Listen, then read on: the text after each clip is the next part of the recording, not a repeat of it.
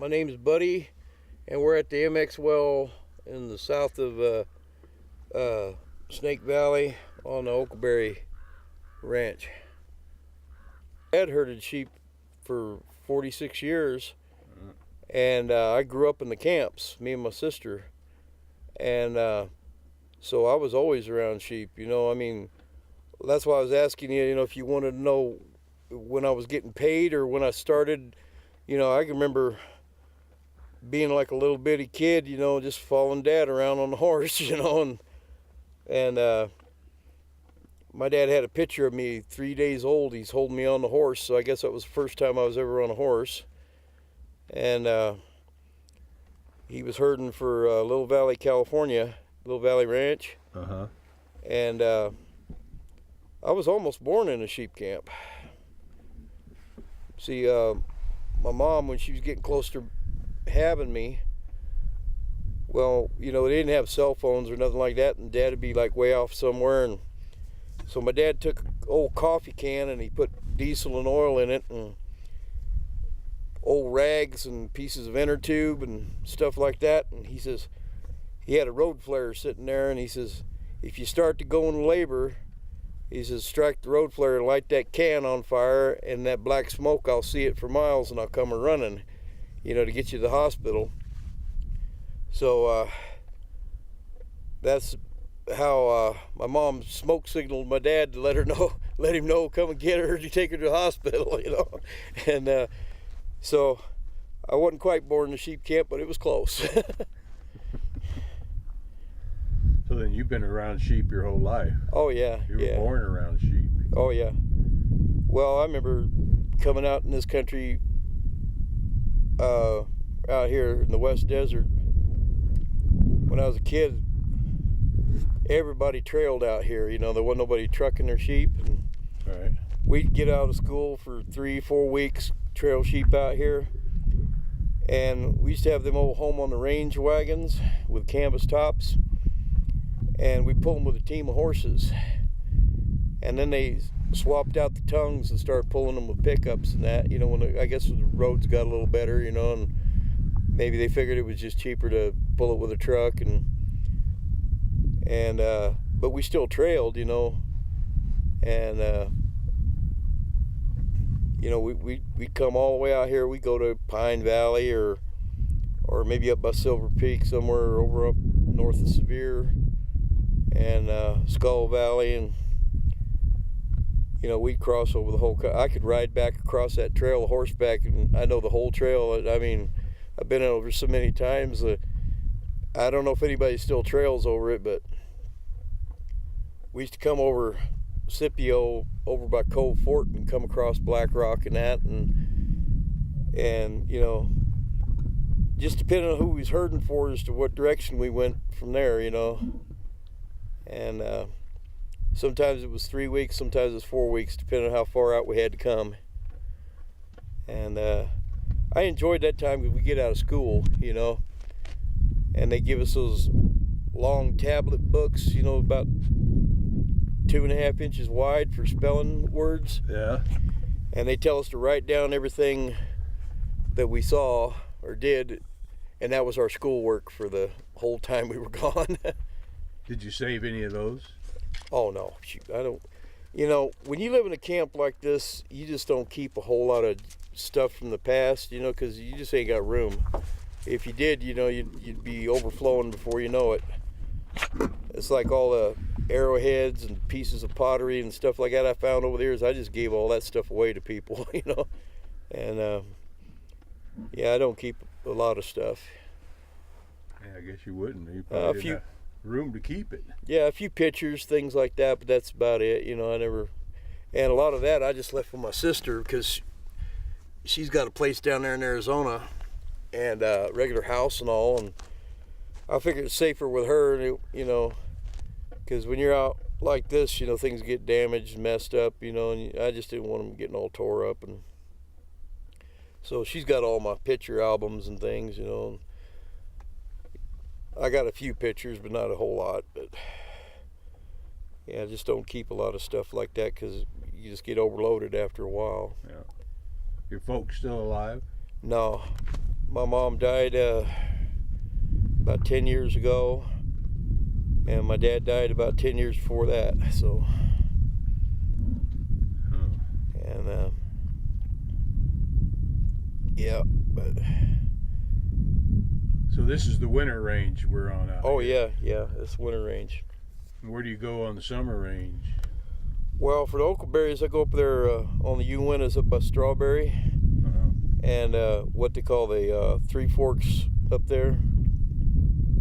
And I'm about, I don't know, 17, 18 miles out of Heber. And yeah, it's a pretty good little area up there. I like it. But yeah, last year I was kind of surprised all the elders and the gooseberries. There wasn't no berries on the bushes, so I thought, well, they're probably going to have a whole lot of hungry bears wandering around this winter because they didn't get much to eat. You know, it's their main food up there. And but I got lucky, I guess. I didn't have any predators chew up any of my sheep, so that was a good thing. Tell me about predators. Well, I guess the main predator on sheep would be coyotes, and especially out here in the desert, there's a lot of them out here. Not so many up on the mountain, but a lot of them out here. And then after that, I guess the worst thing would be like people's dogs, you know. Oh. You get around like in the fields, and people have these dogs, and they just let them run loose, and the next thing you know, they're out chasing the sheep and killing sheep, and sometimes people get a little upset with you if you have to shoot one of their dogs. And I've had a bit of trouble over the years with, you know, pit bulls and whatever coming out, and you know, next thing I know, I look out there and I see the sheep running all over, and some cotton picking dog from somewhere, you know, and you ain't got much choice but to shoot the bugger, and because once they get to eating and killing sheep, you know, I mean, they just, you just can't never get them to stop after that, you know. And of course, up in the mountains, you know, you got bears, and once in a while out here, you know, there's mountain lions, but you know, last, I don't know, 15, 20 years maybe, you know, I guess they've knocked the lions down quite a bit. I haven't had any lion kills in a long time, so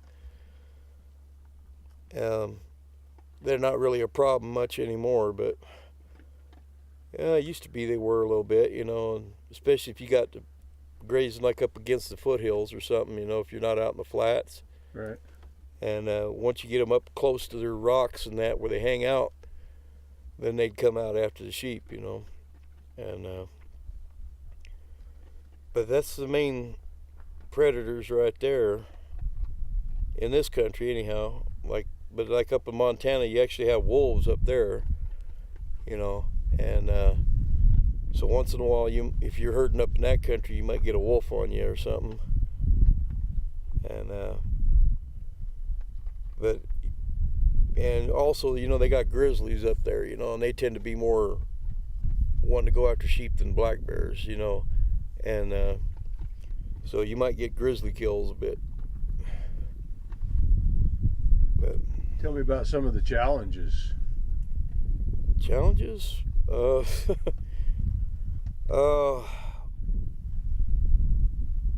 Probably the biggest challenge for a herder is weather, because you can't just say, okay, it's raining today, I ain't going out around them. You got to go around them whether it's raining or snowing or thunder or lightning, or it don't matter, you know. You got to get around them. You can't just let them go. And I guess the other thing, not so much on the summer range, but on the winter range here, you're way out here by yourself, and it's not really a challenge for me because I grew up in it, but I've seen people, you know, get into herding later in life, and they get out in this nothing country out here where there's nobody for miles and miles, and they get kind of camp happy. They get a little cuckoo, and you know, yeah, there's you could ask some of these owners, you know, they'll tell you about some guy they hired and he went kind of crazy out in the camp, you know, and couldn't handle being out by himself like that all that time. And that's probably the two main things. And, well, you know, other than, well, I don't know if I am or not, but I might be like the last white sheepherder, because I haven't seen anybody for years, you know. It's all Peruvian fellas and that. And, you know, since this Western Range thing started, you know, and they started bringing all these guys from Peru, all the white guys had either died off or they just quit doing it. And so sometimes if you're out, you know, moving from job to job, and you know, you come up and you say, oh yeah, I'm a herder, and they're like, they look at you kind of funny, like, what, you're a white guy and you're a herder? And you're like, yeah. and you know, I've actually had guys tell me, oh, I don't like my herders having their own vehicle, or I don't like my herders having his own dog or a girlfriend or a wife or what, you know. I'm like, well, that's too bad. I mean, I guess it's okay for guys from Peru because they're just working to get money so they can go back to Peru.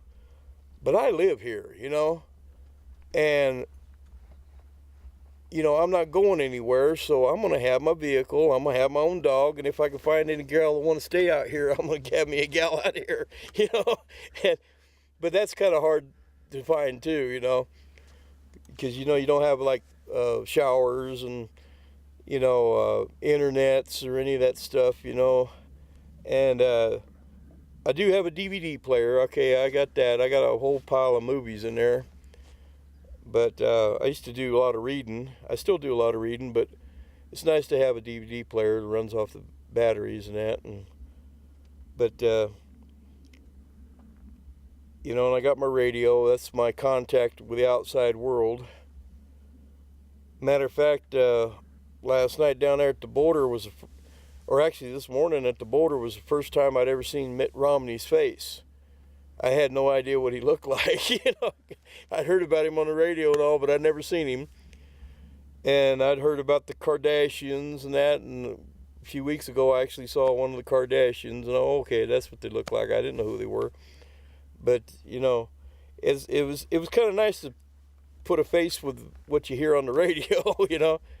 And and a lot of, you know, a lot of guys now, they have phones, you know, cell phones, and I got one, but I only use it like maybe in the spring or in the fall, because usually where I'm at I don't get a signal, so I figure why buy them cards, you know, and when I could only get it close enough maybe twice a month to get a signal to call anybody, so why pay $50 for a card? And so I don't even bother, you know. And then I just call my sister or somebody and say, hey, how you doing? You know, what's going on? Or one of my kids or something. And yeah,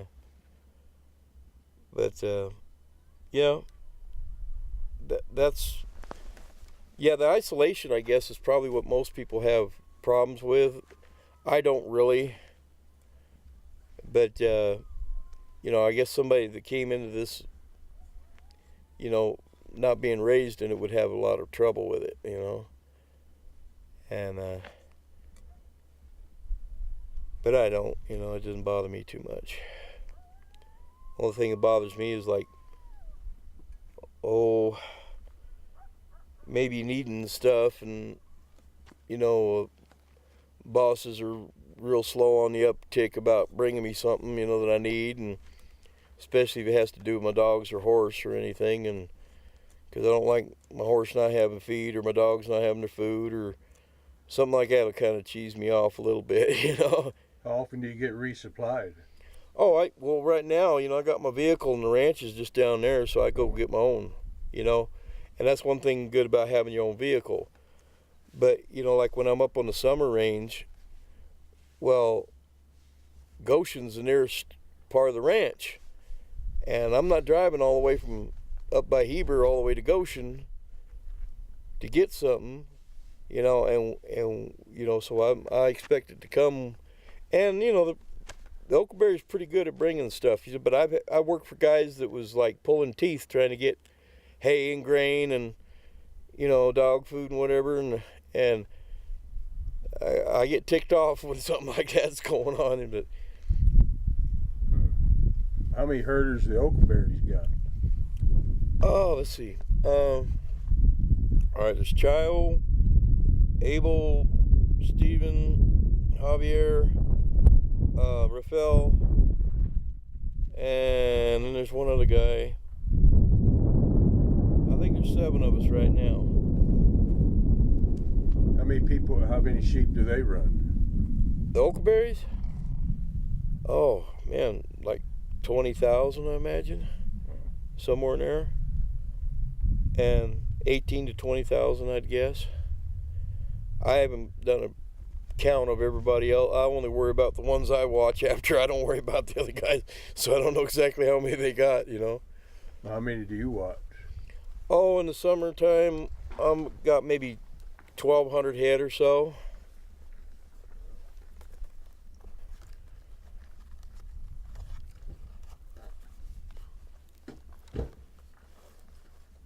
Where'd you get your dogs? Oh, I raise them myself. The dark one there, that's Duke. He's my champion. He's a real good herd dog. The real light color one's a female. That's Bluebell. She's a pretty good dog. She's not quite as good as Duke, but she's pretty good. And then the other one, he's just a pup. His name's Jojo, and he's out of them too. And I had a litter of 6 pups last summer, and he's the one I kept out of the bunch. And a lot of times, you know, if I'm not needing one to raise up and train up to replace an older dog, I just sell them to people, you know, or, you know, and all I got to do is just put out a little pen or something by the road whenever I'm around a main road. And put them pups out there, and within an hour or so, I got them all sold. Somebody will stop and want to buy one, you know, and they go pretty quick. But that's one thing I'm pretty darn good at, is training dogs, because, you know, my dad was good at training dogs, but you know, years ago, before the Peruvian fellas came, we had Mexican herders, and, you know, once in a while Indians and white guys, and everybody trained their dogs with whistles. Well, when the Peruvian guys showed up, for some reason, when you get around a corral, they're whistling all the time at the sheep. You know, just whistle, whistle, whistle. And it just confuses dogs. So I quit training them with whistles, and I started training with voice commands and hand signals. And, you know, just to keep the confusion down, you know, because, you know, I had dogs just going crazy in corrals because they didn't know what to do, because people were whistling all the time. And so I quit doing that, you know. I had to change it up a little bit, but it works pretty good either way. And sometimes I'll have like a broomstick about this long. I paint it white, you know, and I'll keep it down by my rifle boot. And when I send a dog out, well, once they get out so far, it takes sound a while to get there. So what I do is I take the stick and I'll point, and that's speed of light, and they'll change directions, you know, and I'll just work them, you know, because they can see that stick. And it seems to work pretty good for long distance. And I can send them way out there and just point with a stick, and they go where I want them to go, you know. But you know, when they're closer in, you can just use voice commands and that. But it works pretty good at a long distance using a white stick. So do you remember when the Peruvians and... Oh yeah, that was like 28 years ago or somewhere in that area.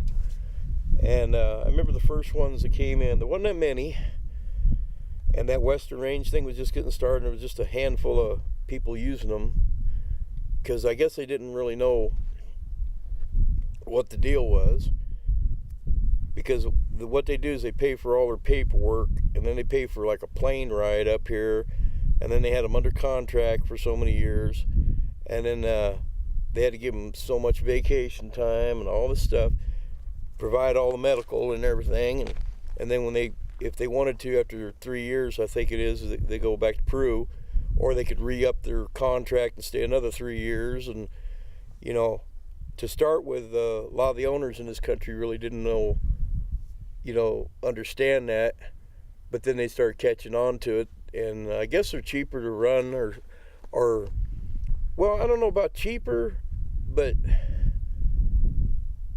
basically they got them kind of like almost like indentured servants, because they can't really go anywhere. They don't have a vehicle, they don't know how to drive, they're just there, and they never leave the camp. And I guess they got kind of used to that. They kind of like that better than guys that had their own vehicle, could go to town when they want to. And I'll admit, a lot of the old herders, they get a wild hair and every once in a while and take off town, get drunk for a week, and let the sheep just run wild, and I've never really been that way. My dad wasn't that way, and but there were a few, and I guess they figured it was better to have these guys kind of stuck at the camp, where they couldn't go off and have any entertainment or anything, and they knew the sheep was being watched or whatever. But I think part of the problem is these fellas that get up here, first few years, they don't know the feed, and they might wind up putting sheep out on the halogeton and not knowing it's poison, and then take them to water right after, which is how it kills them. And they don't know a lot of the things up here, like feed and predators and how things work. It's a different thing. And I've seen a few of them that can ride pretty good, but a lot of them seems like they can't, and they're little guys, so they have, some of them have a hard time getting up on some of these taller horses, and I've seen some of them have to almost have a step ladder tied on the back of the saddle just to get up on the horse, and and then once they get up on the horse, they just stay on it all day because they don't have to try to find a rock or a stump to get back up on him, But I learned my Spanish from the Mexican fellas when I was younger. But then the Peruvian fellas, when they came up, they talk a little different kind of Spanish, and it's a little harder for me to communicate. But I've got most of the stuff down now. But every once in a while they'll throw a word at me I hadn't heard before or something, But yeah, I get along all right. But what makes them so desirable for sheep herding?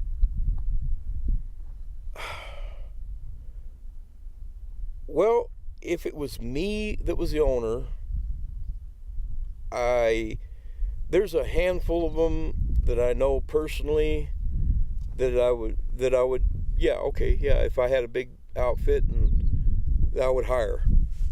But a lot of them I probably wouldn't, just because they seem so lost, sometimes, and there's this one fellow, his name was Felix, and he came up here, and it was his first year, and he would get on them sheep and just all day, just constantly on them, keeping them in a bunch, and I said, Felix, you got to relax. He was so worried about losing some. And I said, if you're on them all the time, it's kind of like if you're driving in a car and a cop gets behind you. He don't turn his lights on or nothing, but he follows you for like 100 miles. You know how rattled you'd be after that, And it's the same thing with sheep. If you're on them all the time, they're not getting fat, they're not eating, they're just looking back like, hey, this guy's following me, and they get all nerved out, And you don't get the weight on your lambs like you should, because they're constantly nerved out that you're on them, And but I'd tell them, I'd say, hey, just push them down here, and tonight they'll turn around, they'll come right back up here and bed right about here.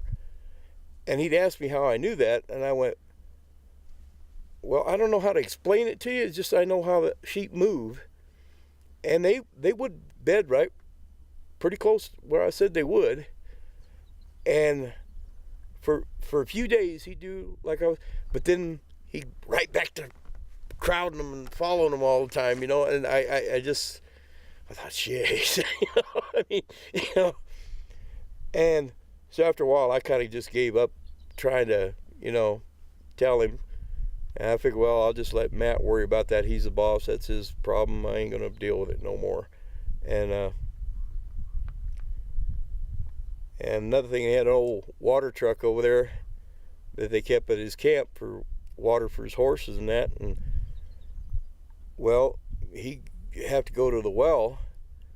And holy cow, I come down along the road or something, and I'd see the tracks where he'd go 10, 15 feet out in the brush, back and forth.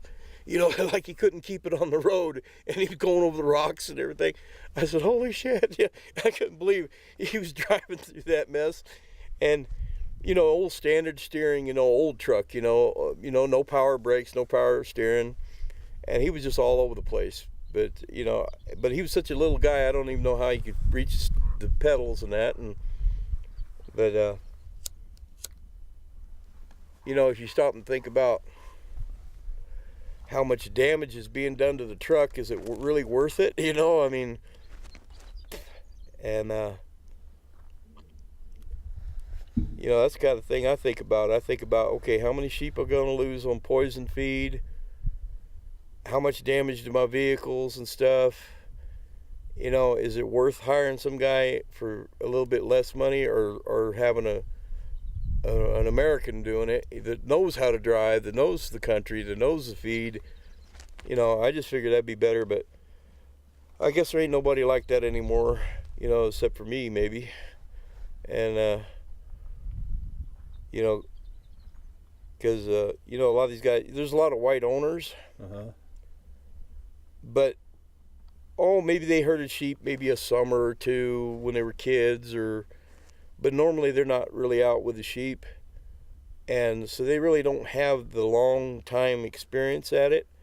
They know how to work in the corrals, they know how to do the lamb sales and talk to all the buyers and all that stuff, but as far as it comes out to being out with them, maybe they might have to herd them for a month or two until they can get another Peruvian fella up, if one happens to break a leg or something, but they don't normally stay with them all the time, so they don't really have all those years of experience of actually being there herding them, and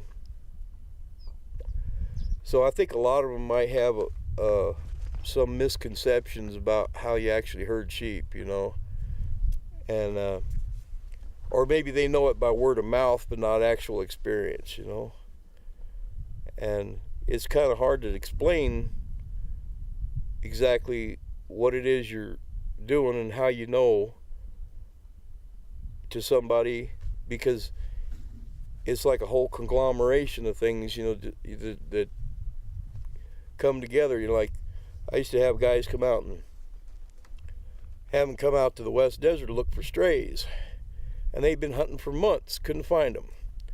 And I go out and I just looked the terrain over, and I said, well, I bet they're over on that ridge over there.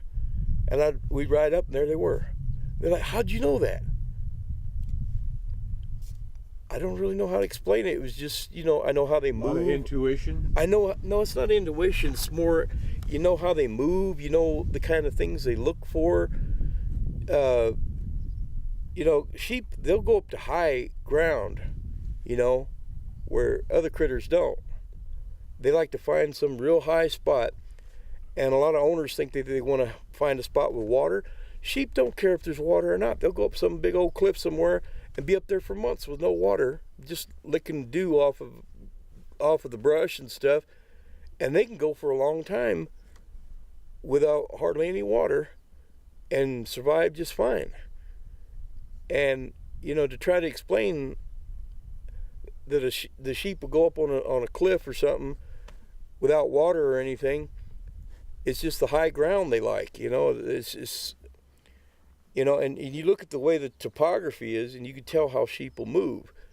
See, like cattle, they'll take the low ground, and they trail the path of least resistance.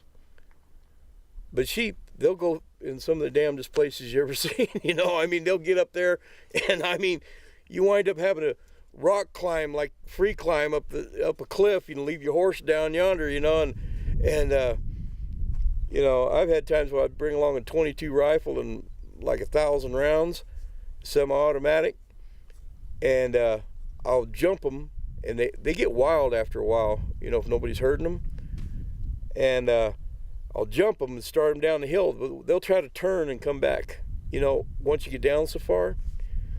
Well, dogs can't run in them cliffs and stuff, so when they try to turn, I'll just shoot in front of them, bam, bam, bam, and turn them back. And then once they hit the bottom, I'll have somebody down there with a horse, and then they'll chase them until they get wore out, and then you can kind of control them, and then you can take them on to wherever they need to go. But you got to run them until they just about ready to just collapse, and then, because when they turn wild like that, you really got to run them to get control of them. Otherwise, it's right back up on another cliff, they'll run right back up it.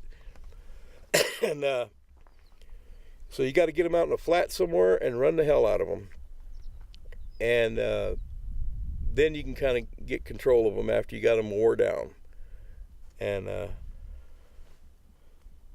but yeah, it was pretty good because they paid me a bounty of $5 a head for every one I found.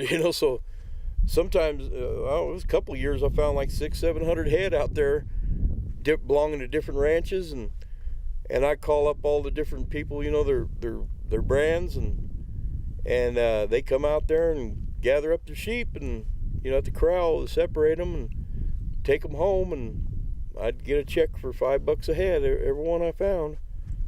And so hunting strays a few times has been pretty profitable for me, and but that was just sort of like in between job thing, and or else maybe I'd be working for somebody and I go out looking for his, and I find a bunch of somebody else's and I get bounty on them. And but that's the way things worked for a long time there.